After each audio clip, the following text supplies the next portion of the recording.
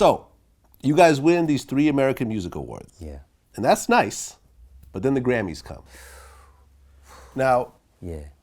every year when you have the Grammys, there's a lot of categories in the Grammys. True. You know, they give out dozens of Grammys for... Some we don't even know about. Yeah, best comedy album. That's right. You know, best spoken word book, you know, best audio book. There's a lot of... And they don't make the cut on TV edit. Right. But there's 4 major awards. Important, yeah. And one of those awards is Best New Artist. That's Kiss of Death. For many it's been. Chance the Rapper just won Best New Artist in the Grammys right. that just passed. He's dope. Being, you know, having the Best New Artist Grammy is the biggest award you could get as a new artist. It's a medal of honor. So you guys go and win the Best New Artist Grammy. How did it feel to go up on that stage and accept that award? That was a crazy moment because we didn't expect it. I remember watching the footage. We were front row, and my heart just sunk. I was like, oh no. Now we have to go accept this in front of the world, because obviously the Grammys is the pinnacle. That's the top. Always, it's always been like that. So for us to receive that, was like, I looked at him, I was like, oh, so you got to play it off. Yeah, let's go do this, let's get it, you know. And Rob, what he said that night, you know, when we received the award, we took it, and it was like for all the artists out there, you know, it was for other artists. We couldn't even, you know, we were accepting it. It was like, what do we say? We're going to come out like, yo, you know, right, like live on TV? No, we don't do that. It was like, pfft. Well, I actually watched it, and it's very ironic what he said. He said, there are a lot of other artists in this room and outside of this room that could achieve the same award.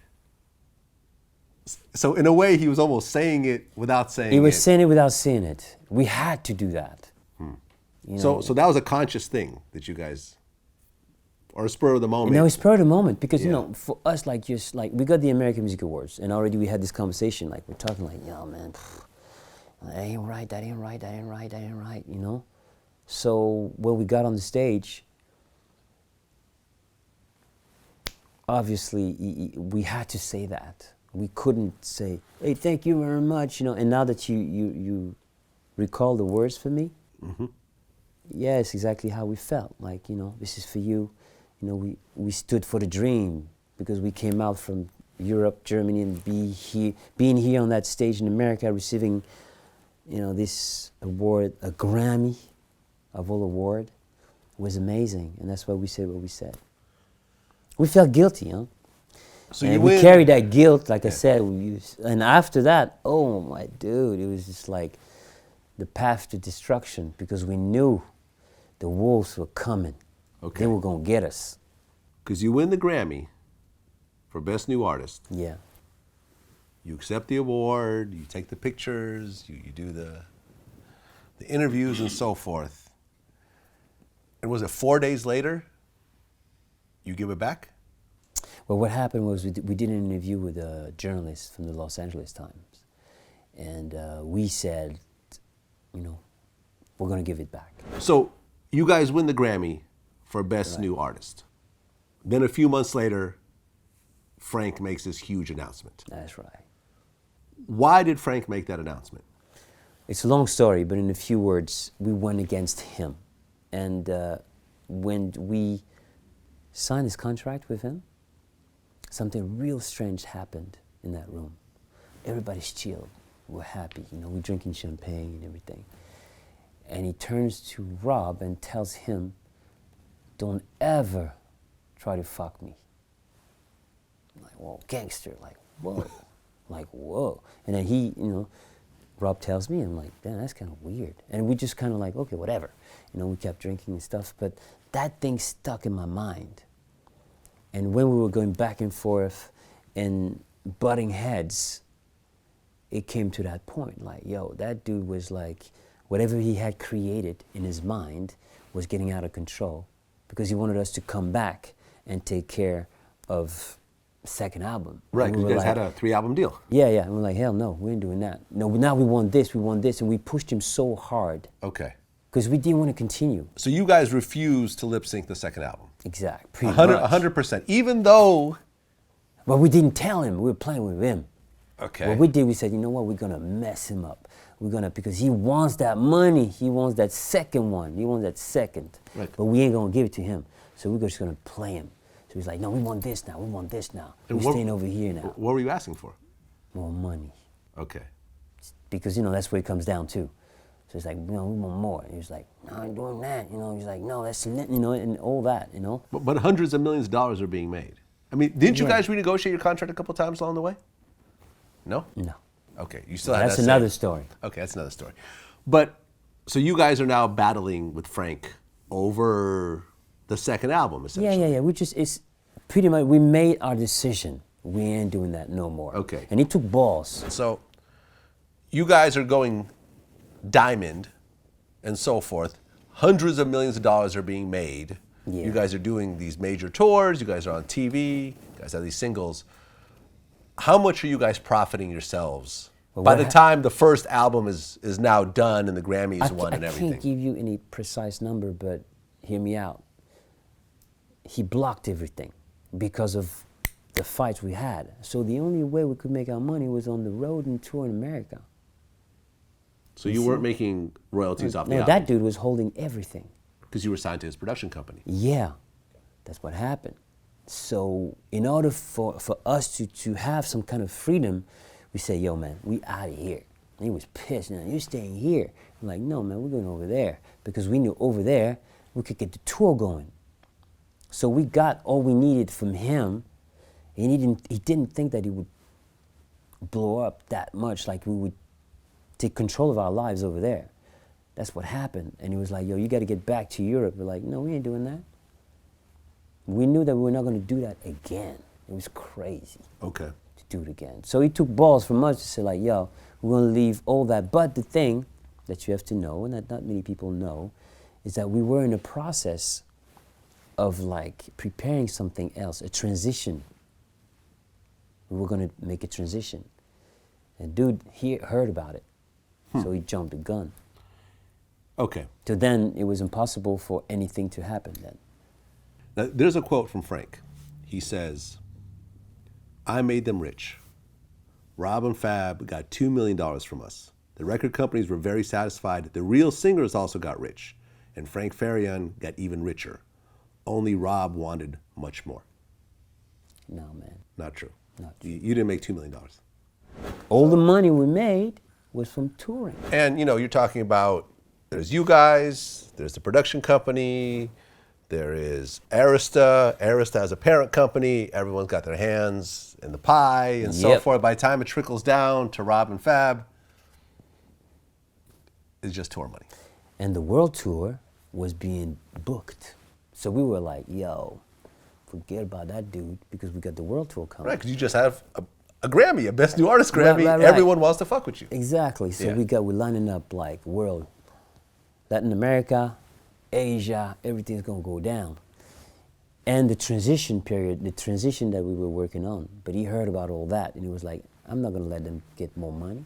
You're not gonna get paper on my watch. And that's when he Okay. blam. But by doing that, he didn't just hurt you two, he hurt his own brand as well. But you know what? This is where you see how crazy that dude, that ego was crazy, massive. Because he was like, I don't care about the money at this point. Because he's already rich. He's already rich. Yeah.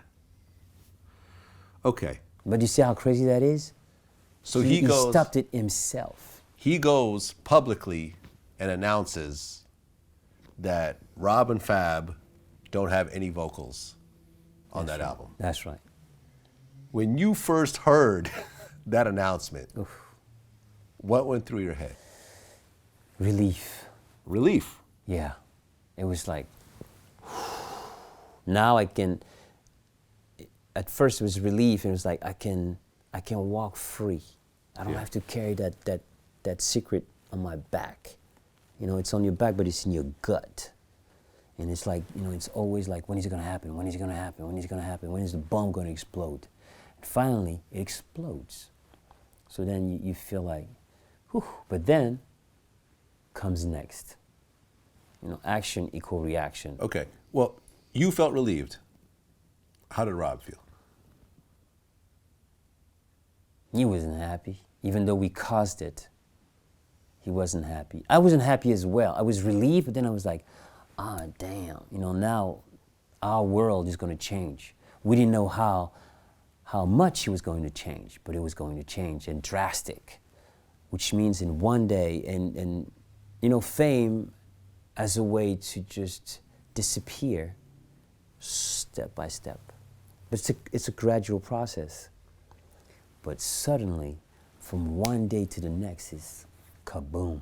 You're no longer that king. You know, you're like, that guy, he didn't sing on the record. You know, and then the jokes are starting to pop, but like for real. Right. Now. I think I remember Yo MTV Raps did a skit about you guys. I didn't see that one. You didn't see that one? I didn't see With that Ed Lover and Dr. Dre? No, I didn't see that one. They had they call themselves Silly Vanilli. Oh, and I think that they had the braid wigs and, you know. I mean, listen, man, we were easy targets. Easy targets. Easy, man. I mean, come on. So the news comes out. How long after the news coming out did you guys give back the Grammys? well, you know, everybody wanted to talk to us then. So I think the first people who got to us was the Los Angeles Times. Yeah. I can't tell you exactly, but it went pretty fast. Okay. Yeah.